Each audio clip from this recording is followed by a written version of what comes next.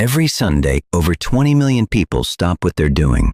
They gather around screens, in living rooms, sports bars, and stadiums for one reason: the NFL. But how did a rough, chaotic game played by college students in the 1800s become the most powerful sports league on the planet?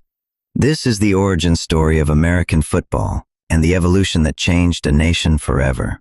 It all started on November 6, 1869.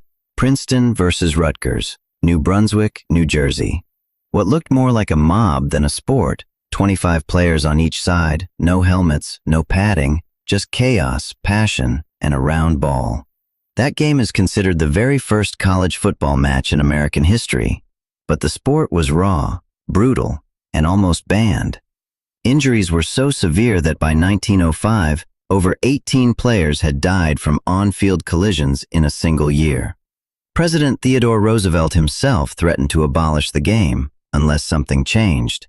That threat forced the colleges to sit down, rewrite the rules, and unknowingly lay the foundation for what would become the NFL. Fast forward to August 20th, 1920. In a Hupmobile car showroom in Canton, Ohio, yes, a car showroom, a group of team owners gathered around a table.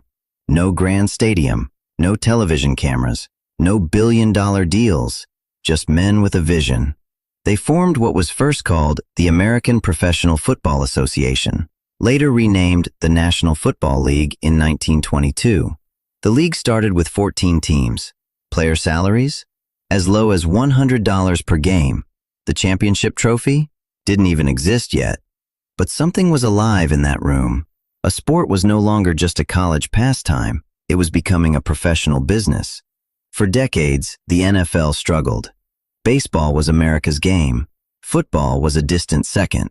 Then came 1958, and a single game that rewrote history.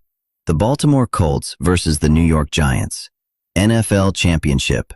Sudden death overtime. For the first time, millions of Americans watched a football game live on national television. The drama, the tension, the overtime. Viewers were hooked. NBC called it the greatest game ever played, and the NFL's television era had officially begun.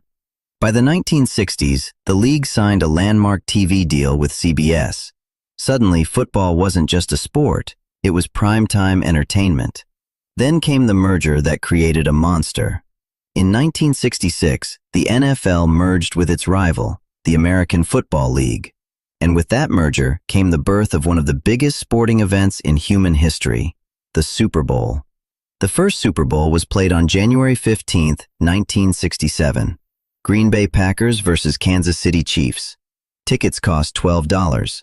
Today, a single Super Bowl ticket can cost over $10,000, and the halftime show alone draws over 100 million viewers worldwide.